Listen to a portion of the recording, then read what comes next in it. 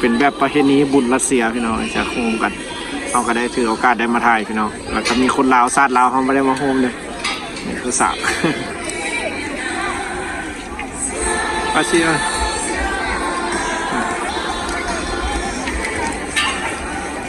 บ๊ายบายผู้สาวรัสเซียถ้าเขาฆ่าเขาก็ไปลิ้นไปหัวน้ำเพิ่นพี่น้องรัสเซียเขาเจ้าใจดีแท้ๆได้พี่น้อง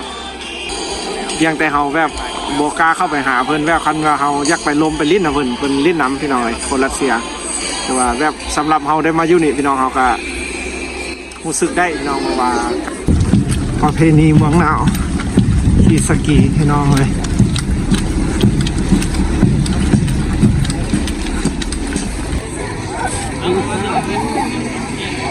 สาวรัสเซียมีแต่คนเป็นตาหักประสังขนาดเลย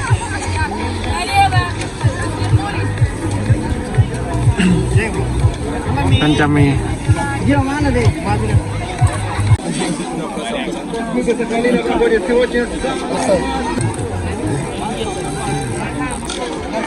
เนาะพี่น้องเลยถ่ายรูปพร้อมกรุ๊ปพี่น้องเลยแต่ว่าเป็นกิจกรรมของรัสเซียได้พี่น้องเลยโดยแข่งสกีห่วมหุ่นแบบห่วมแข่งสกีพี่น้องประเพณีบ้านเถิดรัสเซียผู้น้อยผู้เฒ่ามาเมื่อ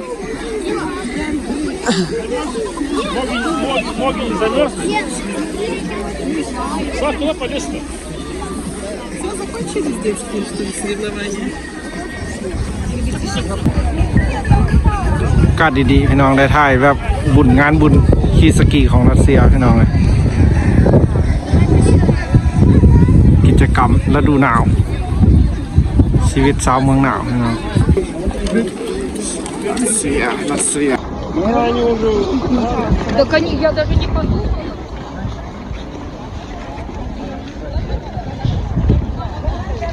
คนหลายเลยหน่อยประเพณีเมืองหนาวซอกเข้าห้องน้ำกัน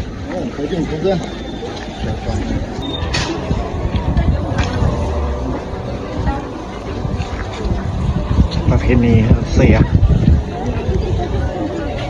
มันจะจัดแบบนี้ทุกปีได้เพราะพี่น้องเลยในฤดูหนาวพี่น้องหน้าหนาวแล้วเขาจะจัดมันจะจัดแบบนี้ทุกปีฮอดมือฮอดยามมันก็ซีเป็นแบบบุญประเพณีบ้านเขาพี่น้องเลยคนเมืองหนาวแต่ละประเทศคือซีก็ซีมีแบบกันพี่น้องเลยซีบุมีแต่ยุโรปเซียดอกหน้าหลายประเทศก็ซีเป็น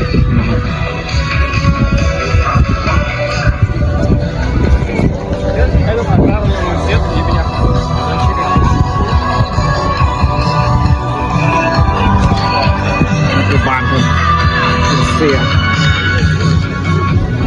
ผักได้ให้น้องเนี่ยแต่ว่าในช่วงหน้าหนาวแบบทุกปีเขาจะจัดแบบนี้เลยในฤดูหนาวคนหลายเลยผู้ย่าผู้หญิงผู้เด็กน้อยผู้สาวมีเบิด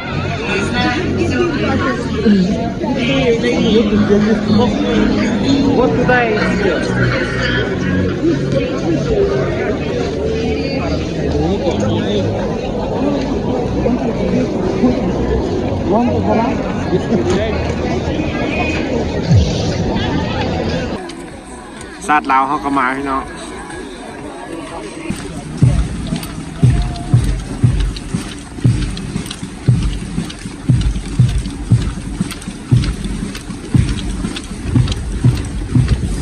ได้แล้วเลย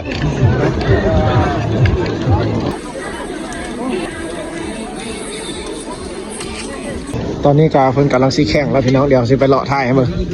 เพราะว่าเขาไม่ได้ไปแข่งแล้วพี่น้องเพราะว่าเขาจะได้มาถ่ายคลิปพี่น้องเลยเพราะว่าได้รับอนุญาตจะถ่ายให้มึงพี่น้องเลยนี่แกมัน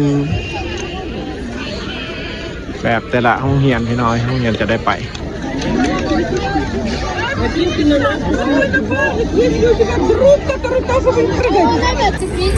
แต่เราเฮียนกับแข่งกันเราฮอบมัน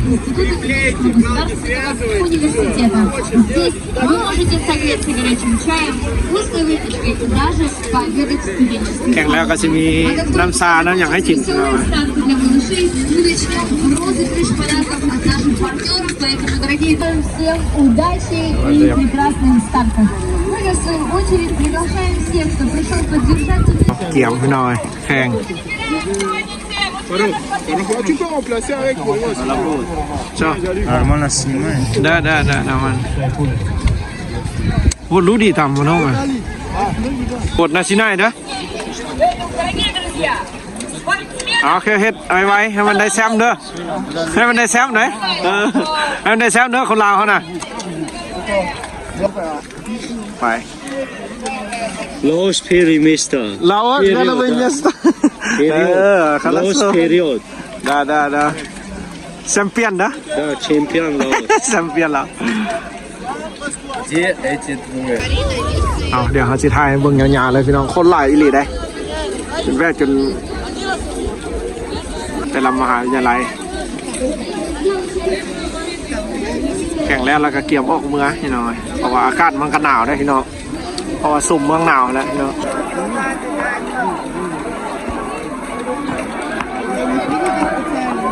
สำหรับมื้อนี้ถือว่าหมดเมืองเลยพี่น้องเมืองจิวเม่นนี่ก็ถือว่ามาโฮมนี่เขาก็บ่ฮู้ว่าเมืองอื่นสิเอ็ดแนวนี้บ่พี่น้องแต่สำหรับเมืองจิวเม่นสำหรับนักเรียนลาวก็ถือว่าได้มาร่วมพี่น้องเลยถือว่าพี่น้องครับชมได้เพราะว่าคลิปนี้เราได้รับอนุญาตเพิ่นมาถ่ายแล้วเด้อพี่น้องเลยถือว่ารับชมบ่มีหยังพี่น้องเลยถือว่าฝากไลค์ฝากแชร์เพื่อเป็นกำลังใจให้ก็ได้พี่น้องสำหรับนักเรียนลาวเราเป็นผู้มาถ่ายคลิปถ่ายหยังให้ทางบ้านได้รับชมพี่น้องเลยสำหรับมื้อนี้อยู่รัสเซียพี่น้องเลยอันนี้ก็คือเป็นบุญประเพณีของบ้านเพิ่นเด้อว่าการเล่นสกีหรือว่าบ้านเพิ่นเนาะสำหรับหิมะพี่น้องเลยเว้าเรื่องความหนาวกับสิหนาวแบบนี้จะมีประเพณีจัดลิ้นกีฬาแบบนี้พี่น้องคือบ้านเฮาก็สิเป็นประเพณีลิ้นบุญบังฟืนบังไฟพี่น้องเลยนี่คือรัสเซียจะไม่มาพี่น้องเลยจะได้ครับใบย่องๆจากโรงเรียนผู้ใดชนะผู้ใดติ้นได้ดีเลยคนบอกหลายเนาะยาวเยียดเลยคนหลายเลยเนาะข้างหลังเขาแห้งหลาย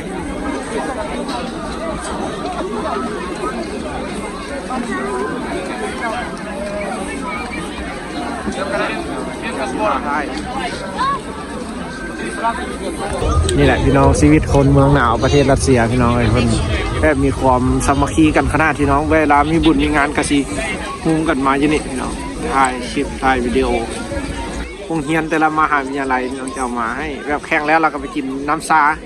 กินขนมกินข้าวจี้แล้วก็กลับพี่น้องบ้านนั้นว่าในช่วงนี้ก็กำลังสิออกเมืองละพี่น้องเป็นกำลังเมืองว่าได้ผู้ละหอบพี่น้องแข่งกับพอแบบแข่งเป็นประเพณีเป็นบุญอะไรพี่น้องไม่ได้แข่งเอาใส่สนะเอาอย่างดอกพี่น้องก็มีแต่เราโรงเรียนใหญ่แบบเป็นของขวัญเล็กๆน้อยๆให้เป็นกระสิบใบย่องๆบอกอย่างผลงานของแต่ละโรงเรียนพี่น้องนี่ก็ถือว่าเขามาตอนเฮาฮับคนลาวพี่น้อยทุ่งไปฮับคนพี่น้องเดี๋ยวเราก็ถือว่ากลับบ้านวันนี้พี่น้อยถือว่าคลิปนี้กระสิฝากไว้ซ้ำนี้พี่น้อยนักเรียนลาวอันนี้ก็ถือว่าสดๆของคนรัสเซียพี่น้อยประเพณีบ้านเฮินเนาะถือว่าฝากติดตามไว้ในฤดูแล้งจังเบิ้งคลิปบุญ